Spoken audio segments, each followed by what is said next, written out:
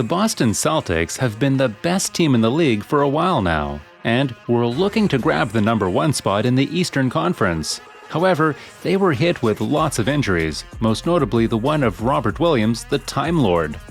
After Williams left the Celtics' blowout win over the Minnesota Timberwolves on Sunday with a knee injury, tests Monday revealed a torn meniscus, which will sideline him the remainder of the regular season at a minimum. How does this affect the Celtics' chances in the playoffs? Today's video will be about how injuries could hurt the Boston Celtics' chances at a deep playoff run. In this video, we will talk about the Celtics' recent injuries and how this translates to their success in the playoffs. Can Robert Williams come back in time this postseason, and is Ime Udoka going to rush him back with his history of injuries? If he can't, how will the Celtics compensate for his absence? If you enjoyed this video, make sure to hit that like button and subscribe to our channel if you haven't already. Do you think the Celtics can work something out? I would love to hear from you, so please hit the comment section and let me know. Let's keep rolling! The win against the Timberwolves on Sunday was Boston's 12th by 20-plus points since January 23, as many as any other East team has had all season.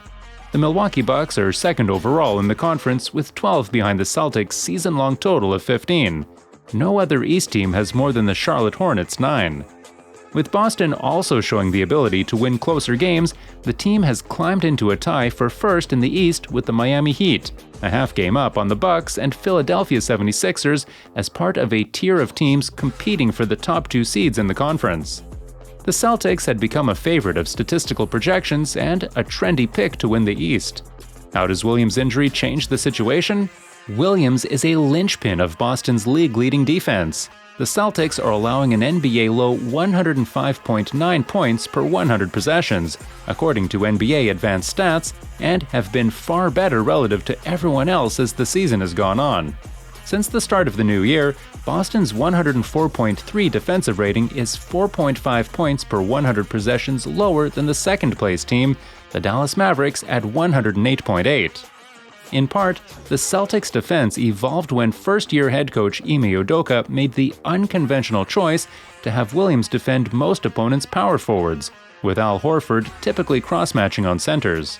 That took Williams out of the point of attack on most pick-and-rolls, freeing him to offer help in the paint. The strategy has worked for a couple of reasons. The first is Williams' rim protection. Undersized for a center at a listed 6'8", he's nonetheless one of the league's top paint defenders. In his first season as a full-time starter, Williams ranks second in the league with 2.2 blocks per game. Still, stashing Williams on power forwards wouldn't work if smaller, quicker opponents were able to target him on the perimeter. That's not the case because of Williams' versatility and mobility for his size. According to Second Spectrum tracking, Williams has switched 283 on-ball screens this season, 8th most among players defending the screener. Quantifying Williams' importance to the Boston defense is difficult because the team has so many quality defenders. There's been debate whether Williams or teammate Marcus Smart is the Celtics' best defensive player of the year candidate. Adjusted plus-minus data favors Williams, who ranks 11th in single-year RAPM according to NBAShotCharts.com. White and Jason Tatum rank in the top 10, Smart has a similar but slightly lower rating. The silver lining for the Celtics is they have the depth to handle a short-term Williams absence. At the deadline, Boston brought back Daniel Theis, who started at center before being traded at the 2021 deadline and opening the door for Williams to start. As the Celtics' fourth big man when everyone is healthy, Theis has averaged 13.9 minutes per game and logged a handful of DNPs since the deadline, but he is capable of playing a larger role in Williams' absence. Between Theis, Horford, and reliable reserve Grant Williams, Udoka still has enough frontcourt options to cover without Robert Williams. Still, Williams' absence will likely be felt at both ends of the court. Theis is versatile, but not the same kind of rim protector as Williams. At the other end, Theis doesn't bring the same kind of vertical spacing as Williams, one of the league's top lob threats. He's fourth in the league with 157 dunks, according to StatHead.com. Williams has shot 74% from the field, as compared to Theis's 60% since returning to Boston. The Celtics will also miss Williams' ability to facilitate from the high post. In all likelihood, Boston will play smaller in Williams' absence.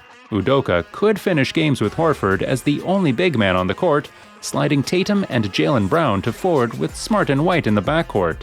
Such lineups are heavier on shooting and playmaking, but limited on the defensive glass. The lingering question is just how long Williams will be sidelined, which depends on the method of treatment he and the team's medical staff choose. Depending on the size of the meniscus tear, there are a handful of possible options, including attempting to treat the injury with rest and play through it, something Joel Embiid of the Philadelphia 76ers did during last year's playoffs. A more severe tear would require surgery and still leave multiple options. If a repair is possible, it gives Williams the better chance to avoid long-term consequences from the meniscus injury, but would assuredly prevent him from playing again this season. By contrast, removing the affected area of the meniscus would potentially get Williams back within 4 to 6 weeks, allowing him to rejoin the team if the Celtics advance in the playoffs. Coach Udoka commented on Rob's status on Monday. "There are some operations that keep you out longer than others. We're hoping for the best."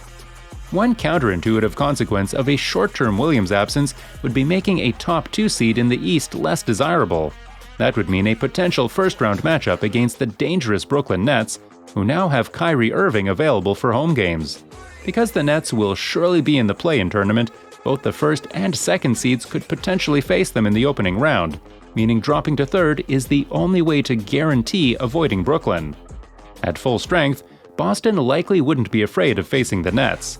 The Celtics beat Brooklyn at home on March 6th with Irving and Kevin Durant both in the Nets lineup. With Williams sidelined, Boston would surely want to put off a showdown against Brooklyn as long as possible. That could take care of itself naturally if the Celtics aren't as effective down the stretch. For now, Boston will have to hope Williams' injury lends itself to a course of treatment that allows him to return in the playoffs. If so, the Celtics' chances of winning the East may not be severely diminished. Still, it represents the biggest bump in the road for a Boston team that has been cruising. On Sunday, Celtics head coach Ime Udoka said it was unclear when Williams suffered the injury, but that he was in quite a bit of pain on the lateral side when he exited the game. He noted that Williams would have his knee scanned the next morning and that he would not be traveling to Toronto for Boston's game against the Raptors on Monday night. Evidently, it looks as though he'll miss a bit more time. It's a crushing blow for Boston, as the fourth-year center has spent much of this season healthy and has maintained career-best numbers over the course of his 61 games played. Jason Tatum only missed time this season after he entered the league's health and safety protocols December 27 and sat 4 games, but Jaylen Brown has missed 15 games with ankle and hamstring injuries, so he is also fresh and needs to be constantly monitored. The team needs him for the playoffs and can't risk another injury.